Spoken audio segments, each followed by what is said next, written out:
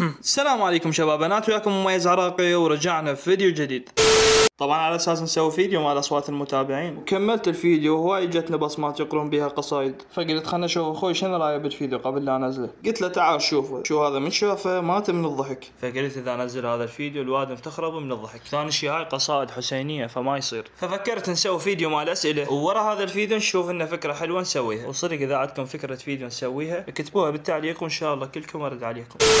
ويلا نبدي ونستقبل أول سؤال. السؤال الأول، أكثر قصيدة تحبها وأكثر رادود أو الشيخ حسيني تستمع له؟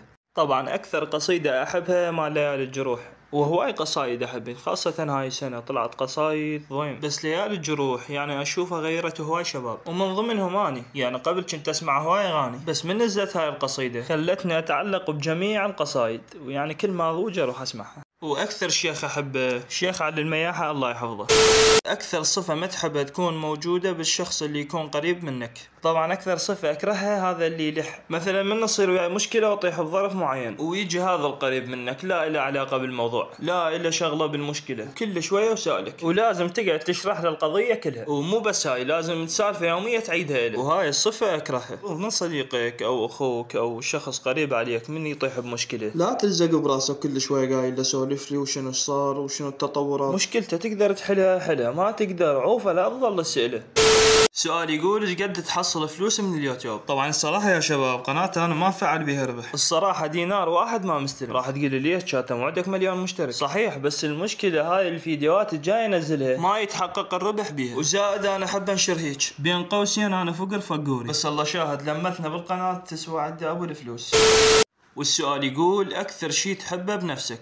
أكثر شيء أحبه بنفسي البساطة والتسامح. أنا ما أريد أمدح بنفسي، بس البساطة والتسامح هي اللي راح تخلي راسك مرتاح. وياكم حيدوري ملك البساطة يا أبو حيدر. السؤال يقول كم مرة ندمت على شيء سويته؟ هواي ما ينعدم، بس أكثر شيء ندمت عليه قطعت الصلاة المدة طويلة كلش، والله يثبتنا على الصلاة وعلى فعل الخير إن شاء الله.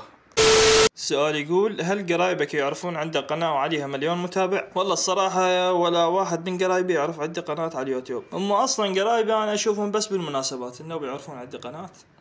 السؤال يقول من هو قدوتك؟ أكيد النبي محمد وأهل بيته صلوات الله عليه، وإذا تقصد بالناس العاديين شكو إنسان ناجح وخير أنا أقتدي به. السؤال يقول تحب الطائفية؟ شنو مو أنا أحب الطائفية، ولنفترض أنا أحب الطائفية، أنا إيش راح أستفاد؟ بس أسوي كراهية وحقد ويجوز بسببي الناس راح تتكاتل، وعلي أمل لكم دينكم ولي ديني. بدال ما أسوي طائفية أنشر معتقداتي وأقدم نصيحة حلوة حتى المقابل يتفهمني ويعرف ديني شنو، فما أغلط على معتقداته، وهو أكيد هو هم راح يرجع يغلط على معتقداته، لأن هو إحساسه نفس إحساسي، هو راح يشوف دينه صح وأنا أشوف دينه صح. السؤال يقول شنو رأيك بالقنوات اللي ينزلون يومياتهم والاشياء اللي تخصهم باليوتيوب، وهل هذا جيد ام حريه شخصيه؟ شوفوا اذا يومياتهم كانت ما بيها شيء، مثلا طلع المكان او نزل شلون يتغدى وشلون يتعشى وشلون يشرب، فعادي ما طول مسوي شغله مو حرام ومو سلبيه كلش عادي. بس اذا تقصدين هذا اللي يطلع اخته وزوجته ومتمكيجات ولابسات حصور، هذا باب الجنه ما يشوفه، مو انا اقول الرسول يقول، بس ما يقصد البنيه المحتشمه وطالعه تقدم شيء يفيد الناس، بس مو طالعه لابسه حصور ومتمكيجه وها سويت مقلب بحبيبي، والله من طيح الله حظك وحظ حبيبك. السؤال يقول حاليا عايش قصة حب لو سنجل؟ صدق تحكين هو هذا الوجه مال حب؟ لا والله بدون شقة، بس هاي الافكار كلها شايلها من راسي. يا حب يا بطيخ واحنا خبز ما شبعانين. السؤال يقول اكثر مشهور تكرهه؟ والله الصراحة وبدون زعل هذا حسحس، الولد ما كرهه شخصيا بس محتواه كرهه، هو اساسا ميله محتوى، بس انا قصدي بالبثوث مالته اللي يسويها، هو بداية صعوده ولحد الان يصعد ويا بنية على اساس عنده علاقة وياها ويظل يتغازل بالبث ويسولف سوالف ما تنقال اصلا. راح تقول لي وين المشكلة؟ احنا كمجتمع اسلامي شنو اسوي لايف وفوق 20,000 شخص يتابعني، وبين فترة وفترة مصعد البنية على اساس عنده علاقة وياها، وحتى لو كان الموضوع شقة، يعني اكو بنات ما يتجاوز العمرهن 13 سنة وطابات على اللايف مالتك، من تشوف هيك حكي وعلاقات راح تتأثر بهذا الكلام، انه راح اسوي علاقة ويا ولد وهذا الولد بعدين يبتزها ويضحك عليها وهي متأثرة بهاي السوالف مال الحب والعلاقات، وهسه يجيني واحد يقول لي حس تاج راسك، فما اريد احكي اكثر لان عنده فيديو بخصوص هذا الموضوع كله. السؤال يقول أكثر يوتيوبر تتابعه وتحبه. والله صراحة من 2014 لحد الآن أنا أتابع علي شاكر من كان يصور فوق السطح. فعلاوي إنسان راقي كلش. بصدق قولوا لي يا أكثر قناة تحبوها فدوة أروح لكم قولوا أنا. السؤال يقول هم شايف جن؟ الصراحة ما شايف، بس صاير عندي موقف مرعب بالمقبرة إلا جمدتهم مكاني، فإذا تردون أسولفه نسوي فيديو مواقف المتابعين وأسولف لكم موقف همات.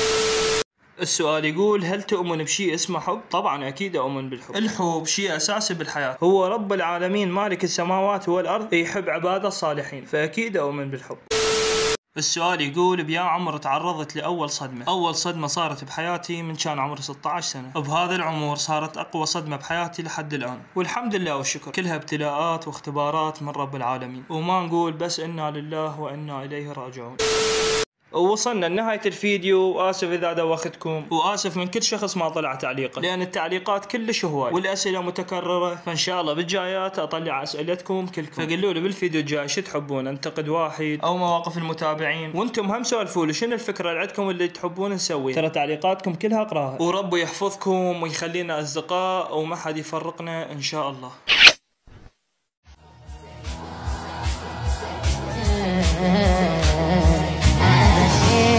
قدم دربي خوف الأطيح حب مصيبة، هي دنيا وأنا مذنب، بيدك للمذنب تجيبه، لا تهديد بنصيحة أردح حلفك بالحبيبة، زينب وريحة أخوها شالت الماتت غريبة، أنا المكسور قلبي